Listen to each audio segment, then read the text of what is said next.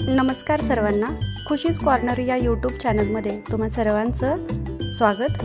आज आपण या व्हिडिओमध्ये काही किचन टिप्स पाहणार आहोत आणि कापणे व सोलणे यासाठी ज्या टिप्स आहेत त्या पाहणार आहोत। कांदा कापताना डोळे चुरचुरत असतील तर 15 मिनिटे आधी कांदा सोलून त्याचे 2 तुकडे करा आणि पाण्यात भिजत ठेवा। कांद्याची साल डोक्यावर अथवा कानाजवळ ठेवल्यास कांदा डोळ्यांना झोंबत नाही। सोलण्याआधी भाज्या आणि फळं स्वच्छ पाण्याने धुवून आणि कोरड्या कपड्याने पुसून घ्या। भाज्या आणि फळं खूप बारीक चिरू नका, कारण दिसायला कितीही छान वाटलं तरी यामुळे त्यातील पोषक घटक कमी होतात।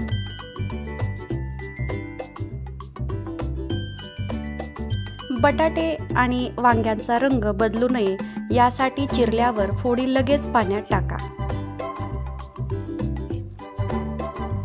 सफरचंदाचा रंग कापल्यानंतर काळा पडत असेल तर कापताना सफरचंदावर थोडा लिंबू चोळा, ज्यामुळे ते जास्त वेळ फ्रेश राहील।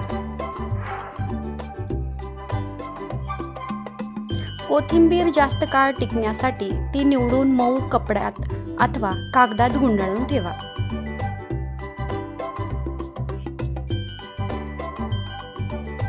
गोड पदार्थांसाठी बदाम चिरून टाकायचे असतील तर आधी ते पाण्यात भिजत ठेवा, ज्यामुळे ते सोलणे आणि चिरणे सोपे जाईल।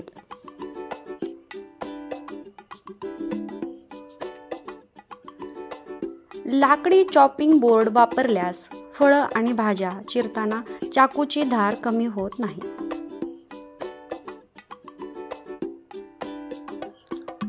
सुकामेवा चॉप करताना तो काही तास फ्रीजमध्ये ठेवा आणि चाकू गरम पाण्याने धुवून घ्या।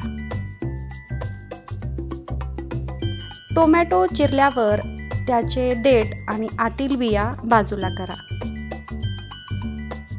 बटाटे लवकर उकडण्यासाठी 20 मिनिटे पाण्यात भिजत ठेवा। लिंबाचा रस व्यवस्थित निघण्यासाठी लिंबे काही मिनिटे कोमट पाण्यात बुडवून ठेवा।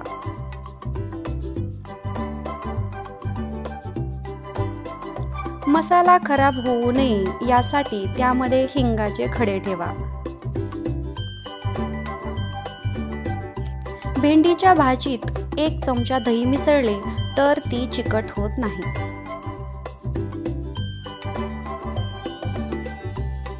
कणिक मळताना चिमूटभर साखर घातली तर पुऱ्या चिवट होत नाहीत।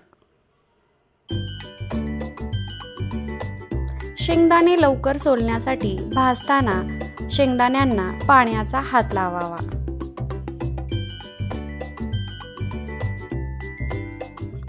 Thank you.